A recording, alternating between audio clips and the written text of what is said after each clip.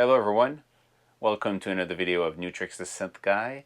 Today we're talking about Aparillo from Sugabytes. Now Sugabytes is a company behind a lot of really cool apps for the computer and the iPad. I personally love Egoist, which is a super cool beatbox, bassline, and sample slicer. It's really fun to play with, and it just triggers ideas. So I was really happy to hear that they had something called Aparillo, another synthesizer. In this case, this one is based on FM synthesis, but not as complex to use as a real DX7, because honestly, if you ever learn to play FM and to create a real raw Yamaha style FM, not the most inspiring environment to create. But this thing is really cool because they actually took the FM technology and make it simple. And so you can actually make a lot of sound with it. It's really fun.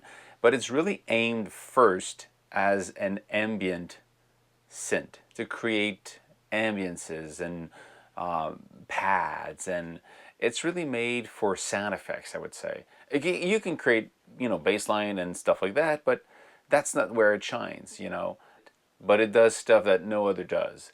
Because of the FM and because of this weird, I would say, Arpeggiator has a special control with that, and there's a lot of effects, and there's something really interesting, the orbit, and I'll show you what this is. And it's just it's made to create ambient noises and long textures, and you will love Aparillo.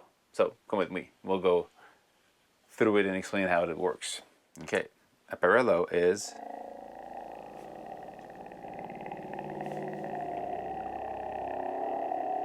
a very special synth. Let's go and take the init sound just for fun. Okay, initial sound. What you have at the top, you've got the tuning here. Actually, you can go between different windows by using this one here. You have the tuning right away here. You can tune differently these operators. Let's go back. Go back to initial. Initial. Save. Okay, if you turn on this, it's the ratio of the original, the one you hear, but there's like nothing you can hear until you bring in the operator. So you hear, this one is the ratio. This basically means that the first oscillator is actually two, the modulator and the carrier. And when you move them, the ratio is the ratio between the two and how much the depth of the FM is happening. So you can use this until you get the sound you want. So these are really the FM sound that you expect.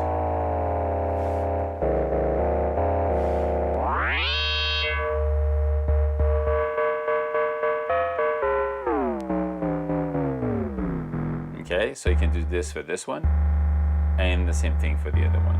Now, why not? You have the cutoff, resonance, a spatializer, which is kind of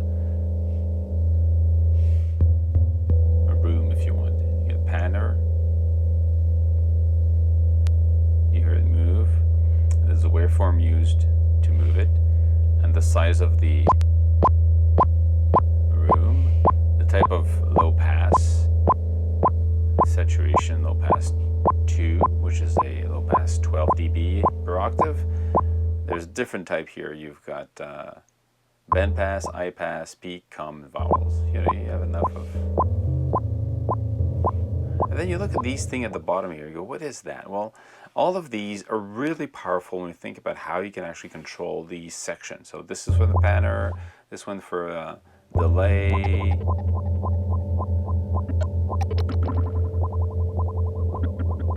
And the delay and is really smooth and nice. Reverb. But really rapidly you see that you can create these spatial sound. Let's go back to synth.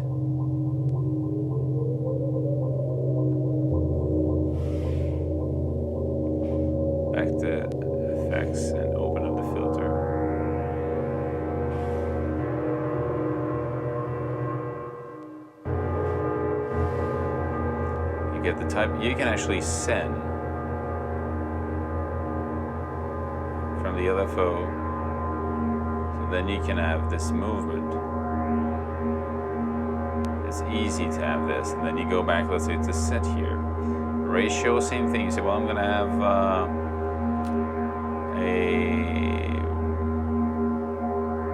up movement.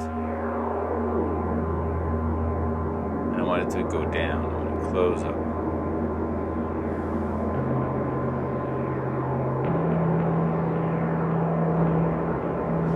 Maybe get too much effects.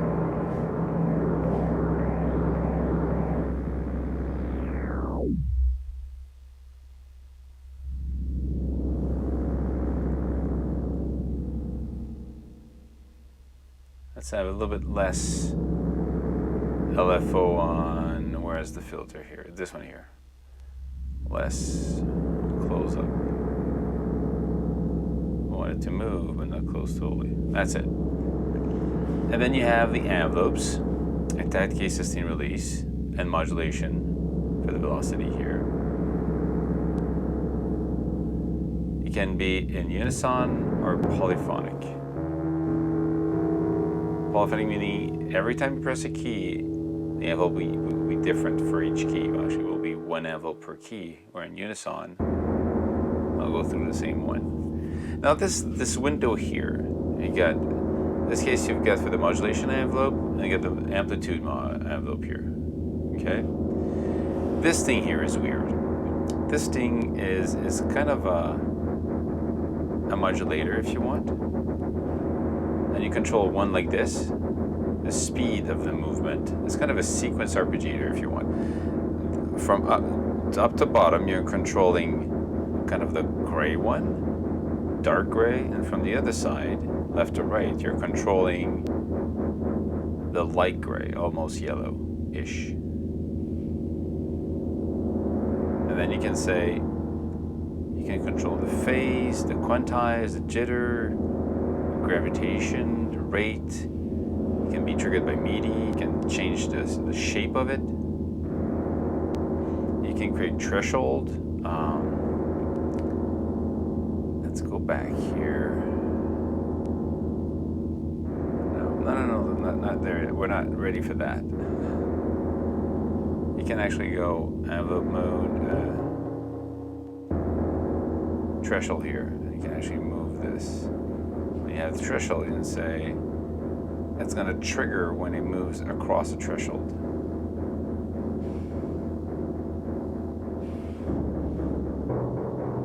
This is just a weird sound I created. Let's try something else. Let's try another sound. Let's try ambience, and they've got like tons of really cool ones.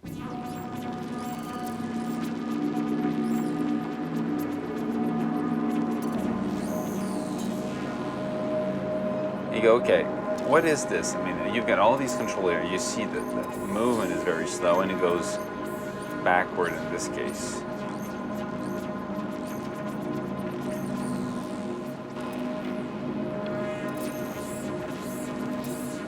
The rate is actually, if you go back here, the rate is the order in which you want it to play. Now going forward, there's the Arpeggiator also.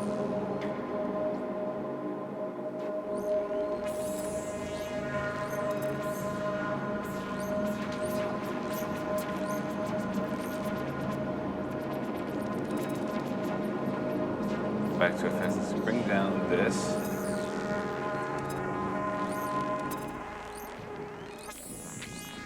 That's the noise we have here. That's the noise we have. Let's bring it back in.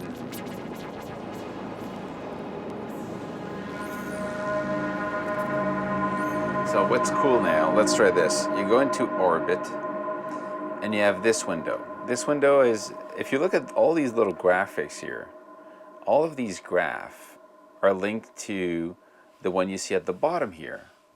So this one here is for jitter, jitter for the FM. So if you go back into orbit, it's there. It's this one here. If you move this one closer, it will trigger the change in the movement sound. And if you move away, you're kind of changing the amount of modulation that you have from the different modules.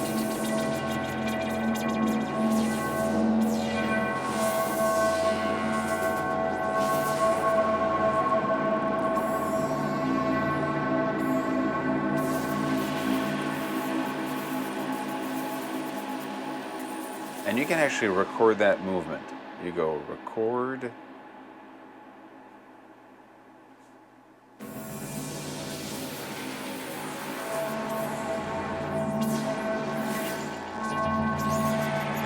And this, I don't really know what I'm doing, but it's actually pretty fun.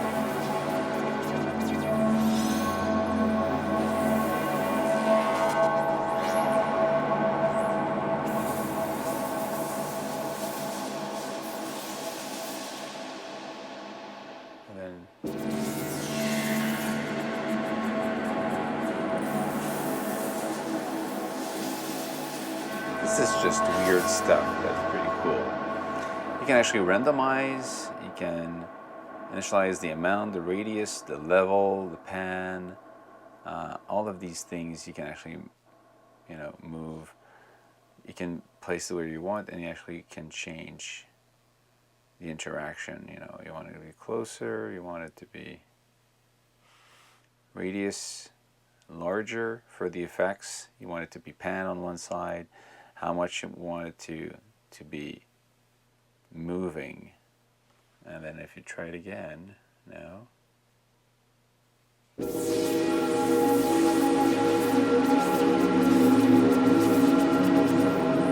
rid of the record mode.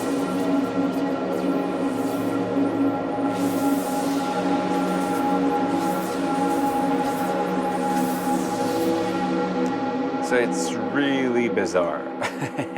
Of course you can have, like I said earlier, you can have very traditional FM bells are the classics. But they use it in a way all the time that you can create these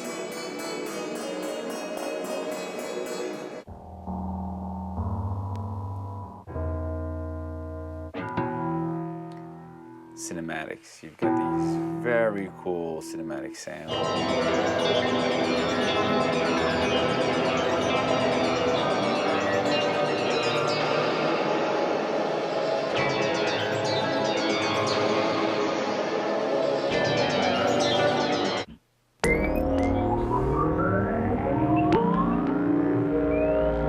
So really you can see that as sound effects and games and just ambient sounds.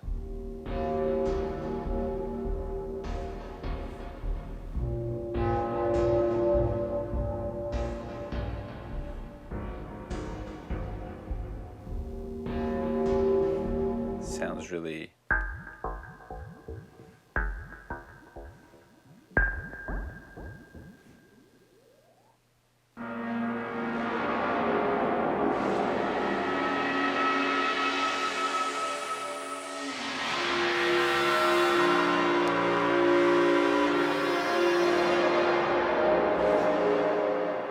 I like that. It's just like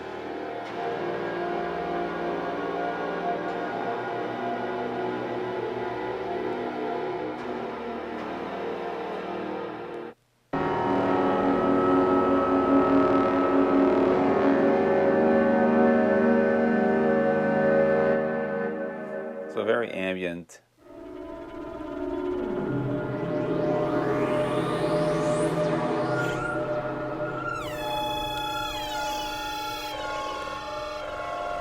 At any point you can stop and actually play it from there. Let's try drums.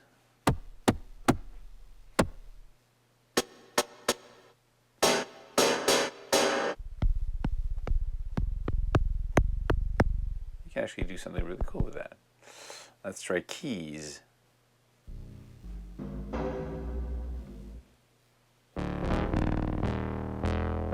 Actually too low.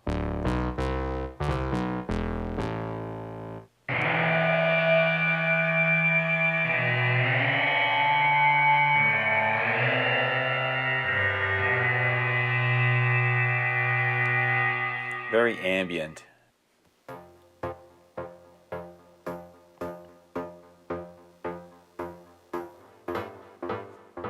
So these are just to give you an idea of what you can do with that.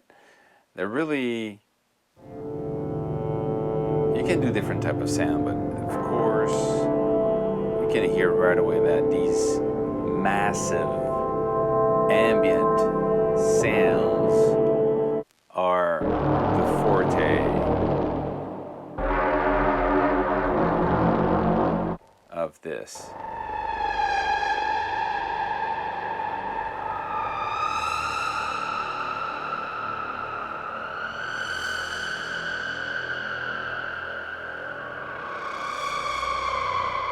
I actually like that. That's really like. Let's try lead. There's pads. Oh, there's just like.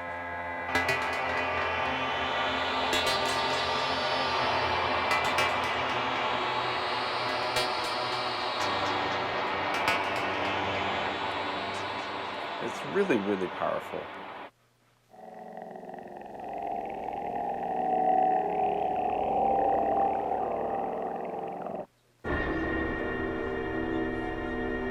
It's really, really powerful to actually use this. You have all these noises in that.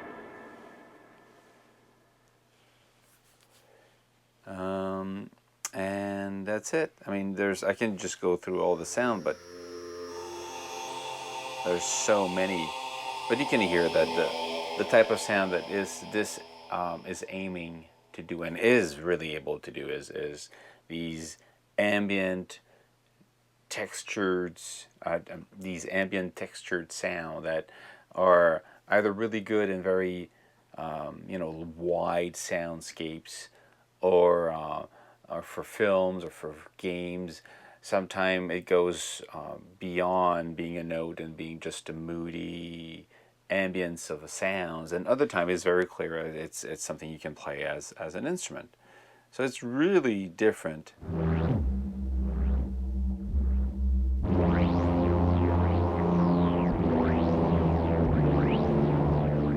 It's really, really different than which we're used to.